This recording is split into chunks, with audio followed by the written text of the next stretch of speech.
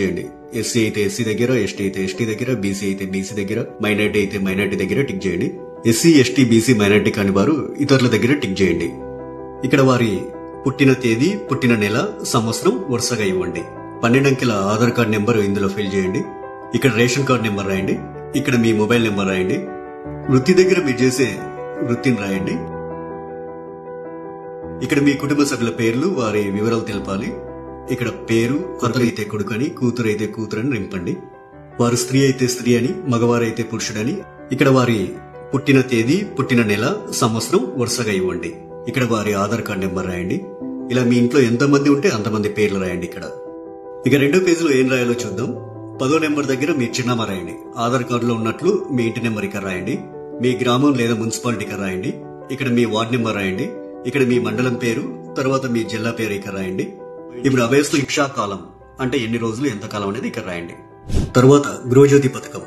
గృహజ్యోతి పథకం కింద ప్రతి కుటుంబానికి 200 యూనిట్ల కరెంటు ఫ్రీగా ఇస్తుంది కాంగ్రెస్ ప్రభుత్వం.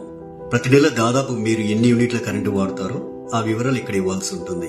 100 యూనిట్ల వరకు వినియోగిస్తే ఇక్కడ టిక్ చేయండి.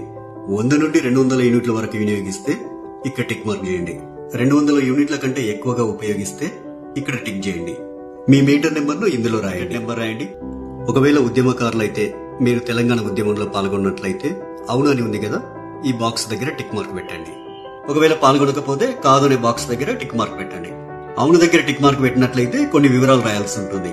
సంబంధిత ఎఫ్ఐఆర్ నెంబర్ మరియు సంవత్సరం ఇక్కడ రాయండి. ఒకవేళ జైలుకు వెళ్లి ఉంటే ఆ వివరాలు ఇక్కడ రాయండి. ఇక్కడ జైలు పేరు రాయండి. ఇక్కడ స్థలం పేరు రాయండి. ఇక్కడ మీరు అనుభవించిన శిక్షా కాలం అంటే ఎన్ని రోజులు, ఎంత కాలం అనేది ఇక్కడ రాయండి. తరువాత గృహజ్యోతి పథకం. మొదట ఇక్కడ మీ గ్యాస్ కనెక్షన్ నెంబర్ రాయండి.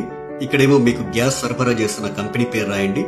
మీరు సంవత్సరానికి ఎన్ని గ్యాస్ సిలిండర్లు వాడతారో ఆ సంఖ్యని ఇక్కడ రాయండి. రైతు భరోసా పథకం కింద లబ్ధి పొందేందుకు ఇక్కడ కొన్ని వివరాలు ఇవ్వాలి. రైతులు ప్రతి ఏటా ఎకరానికి 15,000 రూపాయలు పొందేందుకు ఇక్కడ వివరాలు ఇవ్వాల్సి ఉంటుంది. మీరు రైతు అయితే ఇక్కడ టిక్ మార్క్ పెట్టండి. ఒకవేళ మీరు కౌలు రైతు అయితే ఇక్కడ టిక్ మార్క్ పెట్టండి. ఇక్కడ మీ పట్టాదారు పుస్తక నెంబర్లు రాయండి. మీరు సాగు చేస్తున్న భూమి వివరాలు అంటే సర్వే నెంబరు, విస్తీర్ణం, అలాంటి వివరాలన్నీ. గ్యారంటీల పథకాలు లబ్ధి పొందేందుకు మీరు ఏం చేయాలి, మీరు ఏ వివరాలు ఇక్కడ రాయాల్సి ఉంటుందనేది చూద్దాం. ఇక్కడ కావలసిన పథకాల లబ్ధి కొరకు మీరు టిక్ మార్క్ చేయాల్సి ఉంటుంది. మహాలక్ష్మి పథకంలో భాగంగా ఇక్కడ 2 పథకాలు ఉన్నాయి. మొదటిది ప్రతి నెల 2,500 ఆర్థిక సాయం పొందేందుకు ఇక టిక్ మార్క్ పెట్టండి. ఇక రెండోది 500 రూపాయలకు గ్యాస్ సిలిండర్ పొందేందుకు ఇక టిక్ మార్క్ పెట్టండి. 500 రూపాయలకు గ్యాస్ సిలిండర్ కు సంబంధించి మీరు కొన్ని వివరాలను దివ్యాంగులుగా గుర్తిస్తూ ప్రభుత్వం మీకు ఇచ్చిన సదరం సర్టిఫికేట్ నెంబర్ ఇక్కడ రాయండి. మిగతా వారు వృద్ధులైతే ఇక్కడ, గీతా కార్మికులైతే ఇక్కడ, డయాలిసిస్ బాధితులైతే ఇక్కడ, బీడీ కార్మికుల జీవన భృతి పొందే వాళ్ళైతే ఇక్కడ, ఒంటరి మహిళ జీవన భృతి పొందాలనుకునే వారు ఇక్కడ, వితంతు పెన్షన్ కోసం ఇక్కడ టిక్ మార్క్ చేయండి. చేనేత కార్మికులైతే ఇక్కడ టిక్ మార్క్ చేయండి. ఎయిడ్స్ వ్యాధిగ్రస్తులైతే ఇక్కడ టిక్ మార్క్ చేయండి. పైలేరియా బాధితులు ఇక్కడ టిక్ మార్క్ చేయండి. బీడీ టేకేదర్ జీవన భృతి వాళ్ళు ఇక్కడ టిక్ మార్క్ చేయండి.